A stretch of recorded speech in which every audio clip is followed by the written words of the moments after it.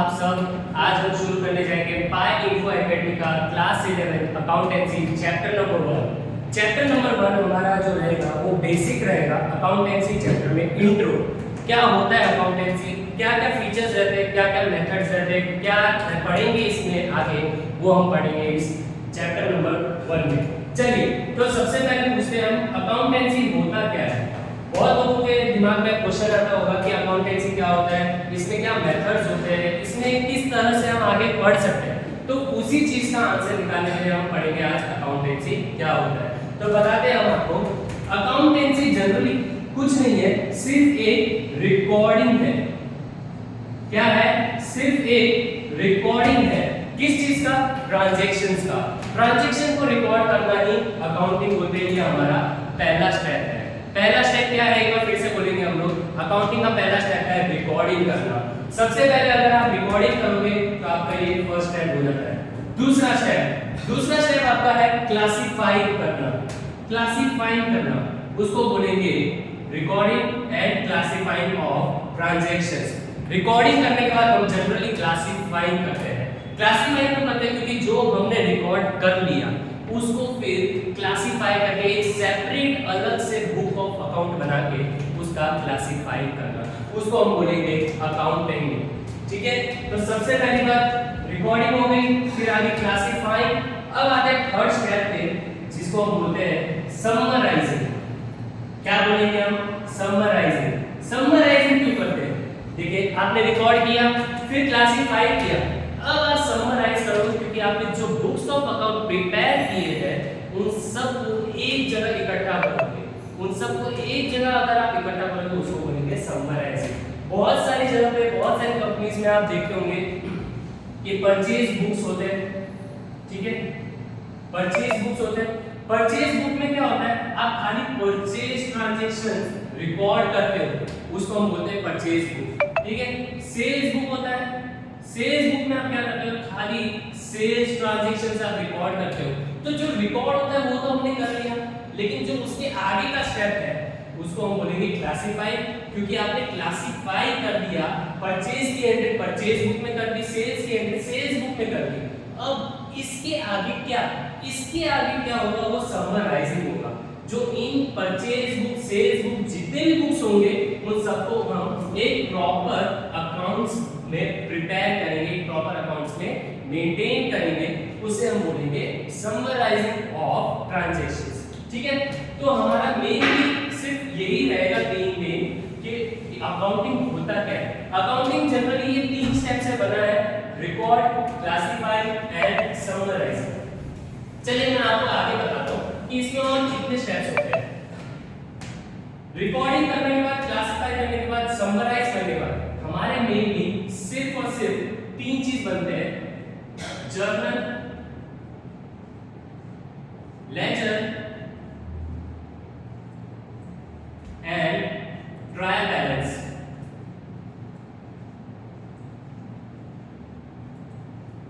Mainly हमारे ये 3 books बनते हैं, journal, ledger and trial balance. Generally आप क्या करते हो? अकाउंट आपने बनाया, प्रिपेयर करते हो कि मान लो आप आइसक्रीम लेकर गए, उस आइसक्रीम को आप कहाँ रिकॉर्ड करोगे? मम्मी से आपने पैसे लिए, आइसक्रीम को आपने बुक्स में रिकॉर्ड किया, लेकिन वो बुक आप रोज रिकॉर्ड करते हो। कभी आइसक्रीम लिया, कभी बुक लिया, कभी पेंसिल लिया, कभी स्केल लिया, कभी कुछ या कुछ भी आपने परचेज किया, तो वो चीज आप एक प्रॉपर बुक में रिकॉर्ड नहीं करोगे, रोज आप अलग-अलग बुक में प्रिपेयर करते हो। तो वो चीज ना हो, इसलिए हम सिर्फ और सिर्फ एक बुक में प्रिपेयर कर रहे हैं। मान लो आपने सिर्फ और सिर्फ पेंसिल लिया एक दिन, फर्स्ट डे तो आपने पेंसिल वाली बुक में आपने रिकॉर्ड कर लिया।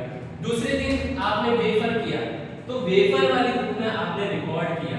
ठीक है, तो जो रिकॉर्डिंग अलग से हम करते हैं उसको हम बोलते हैं क्लासिफाई, और उसके बाद जो हम समराइज करते हैं, जो हम सबका एक लास्ट में बिल अमाउंट प्रिपेयर करते हैं, उसको हम बोलते हैं समराइजिंग।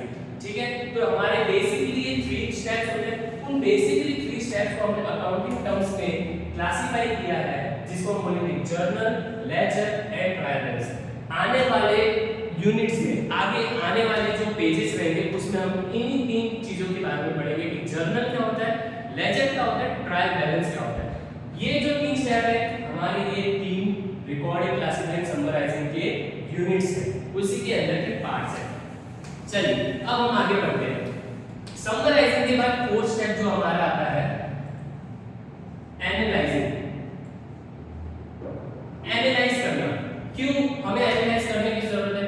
अगर आप बुक्स ऑफ अकाउंट प्रिपेयर करते हो, अगर आपने समराइजिंग ही कर लिया लेकिन एनालाइज नहीं करोगे तो अकाउंट्स प्रिपेयर करने का कोई मतलब नहीं है। तो इसीलिए हम एनालाइज करते हैं। एनालाइज क्यों करना है? ताकि हमें पता चल सके कि प्रॉफिट हो रहा है, लॉस हो रहा है, एक्सपेंस हो रहा है, इनकम हो रहा है, कितना हो रहा है, कितना ज्यादा कर सकते हैं, कितना कम कर सकते हैं। उस चीज को समझने के लिए हम करेंगे एनालाइज। एनालाइज करने के लिए हमारा फोर्थ स्टेप है, ठीक है। फिफ्थ स्टेप जो हमारा आता है इंटरप्रेटिंग। फिफ्थ स्टेप क्या है हमारा? इंटरप्रेटिंग। इंटरप्रेटिंग क्या होता है? ये नया शब्द है। 10th के बाद आपने ये नया शब्द सोचा होगा कि इंटरप्रेटिंग क्या होता है। इंटरप्रेटिंग यानी आप जो एनालाइज कर रहे हैं, जो एनालाइज करने के बाद जो आपका डिसीजन रहेगा उसको क्या आप इंटरप्रेट कर सकते हैं, क्या उसको आप मॉडिफाई कर सकते हैं, क्या आप उसको चेंज कर सकते हैं, उसको हम बोलते हैं इंटरप्रेटिंग टू द ट्रांजैक्शंस, ठीक है। तो हमारा फर्स्ट है, एक बार फिर से रिकॉल कर लेते हैं। हमारा फर्स्ट स्टेप क्या है? रिकॉर्डिंग है। सेकंड स्टेप हमारा है क्लासिफाइंग, थर्ड स्टेप हमारा है समराइजिंग, फोर्थ स्टेप हमारा है एनालाइजिंग, फिफ्थ स्टेप हमारा है इंटरप्रेटिंग। अब हमारा sixth step, last step is accounting का। लास्ट स्टेप है हमारा कम्युनिकेटिंग। लास्ट स्टेप हमारा क्या है? कम्युनिकेटिंग। हम कम्युनिकेट भी करेंगे अकाउंट्स प्रिपेयर होने के बाद। कम्युनिकेट किससे कर रहे हैं? क्या हम अपने आप से करेंगे? हाँ, अपने आप से करेंगे। क्या हम बाहर वालों के साथ कर सकते हैं? जी हाँ, बाहर वालों के साथ भी कर सकते हैं। क्या पब्लिकली इसको ऑफेंस कर सकते हैं? जी हाँ, पब्लिकली भी इसको आप डिस्क्लोज कर सकते हो, क्योंकि कम्युनिकेटिंग एक ऐसा स्टेप है जिसके कारण आपकी कंपनी की गुडविल, रेपुटेशन, जितने भी आपके इसमें ट्रांजैक्शंस होते हैं वो आपके कम्युनिकेटिंग की वजह से होते हैं। मान लो अगर आपने कोई एक कंपनी खोली है, आपने उसके बहुत ही अच्छे बुक्स ऑफ अकाउंट्स प्रिपेयर करे हैं, लेकिन वो प्रिपेयर करने का मतलब ही क्या? जब लोगों को पता नहीं चले, वो चीज होती है कम्युनिकेटिंग। अब मान लो रिलायंस कंपनी है, रिलायंस कंपनी हमें कैसे पता इतनी रिच है, हमें कैसे पता वो बहुत ही बड़ी कंपनी है, हमें कैसे पता कि उसके इतने एम्प्लॉइज हैं? कहीं ना कहीं से पता चलते होंगे, सोर्सेस होते होंगे। तो वो सोर्सेस हम कहां से मिलते हैं? गूगल से मिलते हैं, या उसके जो शेयर होल्डर्स होते हैं उनसे मिलते हैं। ये जो शेयर होल्डर वर्ड है वो भी हम आगे आने वाले स्टेप में पढ़ेंगे, आगे आने वाले वीडियोस में पढ़ेंगे। तो कम्युनिकेशन करना बहुत जरूरी है अपनी कंपनी का, अपने बुक्स ऑफ अकाउंट्स का, तो उसको बोलते हैं कम्युनिकेटिंग। अब कम्युनिकेटिंग में भी दो स्टेजेस होते हैं, इंटरनल और एक्सटर्नल।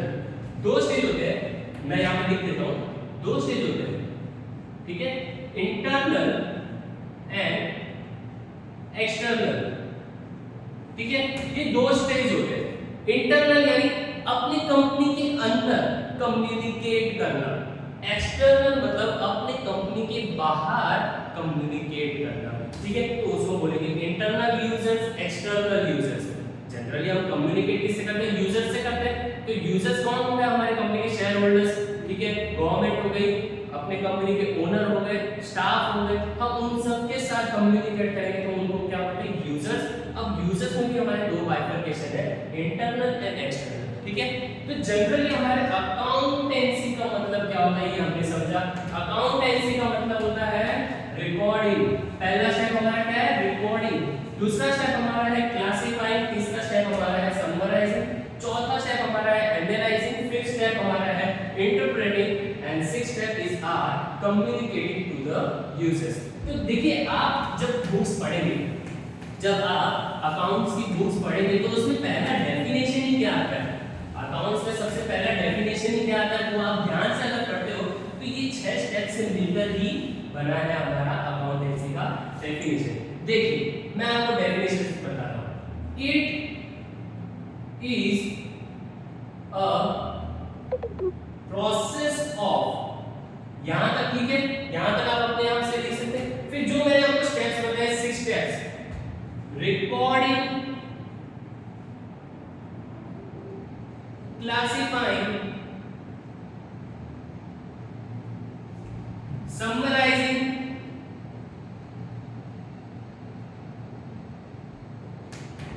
फिर fourth step analysing,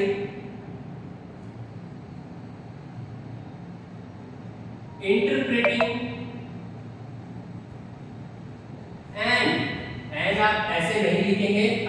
exam paper में एंड आप ऐसे भी लिख सकते हैं, ठीक है।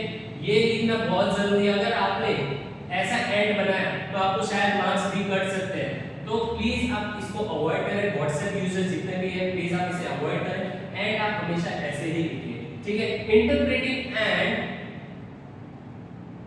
communicating to the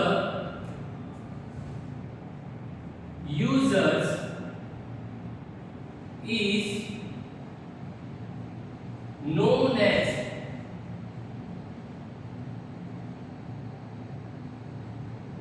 accounting, ठीक है। तो अगर आपने डेफिनेशन ध्यान से पढ़ा हो, अगर आपने डेफिनेशन ध्यान से पढ़ा हो तो हमारा डेफिनेशन क्या बोलता है? It is the process of recording, classifying, summarising, analysing, interpreting and communicating to the users. देखिए यूजर्स लिखना बहुत जरूरी है, क्योंकि हम कम्युनिकेट किससे करेंगे, ये नहीं लिखेंगे चलेगा internal and external, but users लिखना बहुत ही जरूरी है, ठीक है। तो to the users is known as accounting. तो जनरली हम अकाउंटिंग इसीलिए तो बनाते हैं क्योंकि हमारे 6 स्टेप्स इसमें रिकॉर्ड्स होते हैं, record, classifying, summarising, analysing, interpreting and communicating to the users is known as accounting. तो ये जो हमारा अकाउंटिंग का डेफिनेशन होता है, ये डेफिनेशन हमें किस तरह से लर्न करना है, मैंने आपको वो चीज सिखाया, ठीक है। डेफिनेशन हमारा कैसे बना, ऐसे बना। हमने 6 स्टेप्स पढ़े, record, classify, summarising, analysing, interpreting and communicating to the users. तो ये 6 स्टेप से डेफिनेशन बनता है, तो हमें इजीली लर्न हो जाता है कि डेफिनेशन क्या है, ठीक है। तो वो चीज मेन होती है। आपको अगर कॉन्सेप्ट समझ में आएगा, यदि आपको कॉन्सेप्ट समझ में आएगा तो आप कहीं नहीं जाने वाले, आपको एग्जाम में फुल मार्क्स आएंगे यदि आपका कॉन्सेप्ट क्लियर होगा, ठीक है। तो चलिए अब हम आगे बढ़ते हैं, आपको ये डेफिनेशन लिख लेनी है। हमने डेफिनेशन जो आपको लिखवाई है वो आप प्लीज नोट कर लिए, वीडियो पॉज कर सकते हैं। वीडियो पॉज करने के बाद आप स्क्रीनशॉट ले लो, स्क्रीनशॉट लेने के बाद आप नोट्स बनाइए, नोट्स बनाने के बाद आप उसको एक बुक में प्रॉपर्ली रिकॉर्ड करें, जैसे हमारा डेफिनेशन रिकॉर्ड करिए, क्लासिफाई करें, समराइज करें, फिर एनालाइज करें, इंटरप्रेट करिए और कम्युनिकेट करिए, ठीक है। तो जनरली हमारे अकाउंटिंग का डेफिनेशन क्या होता है वो हमने सीख लिया, ठीक है। तो हम यहाँ पे टिक मार्क कर देते हैं, what do you mean by accounting, क्योंकि हमने अकाउंटिंग सीख लिया है। अब हम बोलते हैं कि भाई साहब बुक कीपिंग क्या होता है। आप आगे आने वाले यूनिट्स में पढ़ेंगे कि बुक कीपिंग नाम की भी कोई चीज है, बुक कीपिंग नाम का भी कोई टर्म है, तो वो बुक कीपिंग होता क्या है एक्चुअली, तो हम उसके बारे में समझेंगे, ठीक है। बुक कीपिंग देखिए, जो हमने रिकॉर्ड किया, क्लासिफाई किया, समराइज किया, ये 3 स्टेप जो हमने किए हैं, ये 3 स्टेप जो हमने रिकॉर्ड, क्लासिफाई, समराइज किए, उसी को हम बोलेंगे बुक कीपिंग, ठीक है। तो बुक कीपिंग कब स्टार्ट होता है, बुक कीपिंग जब अकाउंटिंग स्टार्ट होती है, ठीक है। एक बार फिर से हम लिखेंगे बुक कीपिंग की डेफिनेशन हम लिखेंगे, when accounting starts, bookkeeping ends it, when bookkeeping starts,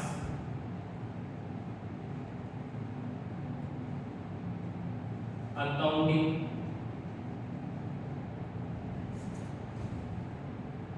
is the next process, ठीक है। तो ये हमारे होते हैं बुक कीपिंग और अकाउंटिंग में डिफरेंशिएट, ठीक है।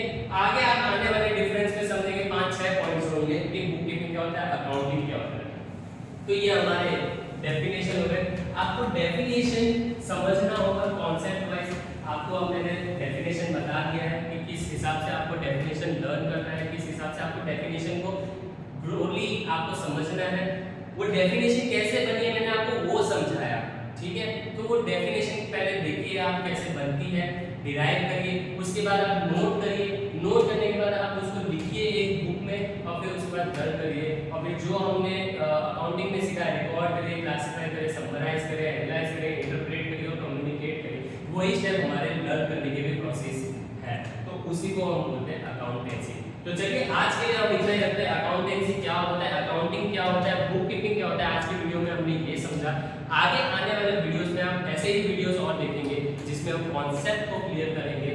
कॉन्सेप्ट मेन है, will focus on our main concept, ठीक है। तो चलिए आज के दिन सिर्फ इतना ही रखते हैं, क्लास 11 का अकाउंटेंसी।